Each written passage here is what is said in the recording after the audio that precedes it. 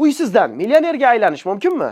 AQShda buning imkoni bor. The New York Times'ning yozishicha 54 yoshli uysiz erkak Hawaii shtati Honolulu shahri ko'chasida uxlab yotganida politsiya uni boshqa odam bilan adashtirib hibsga olgan.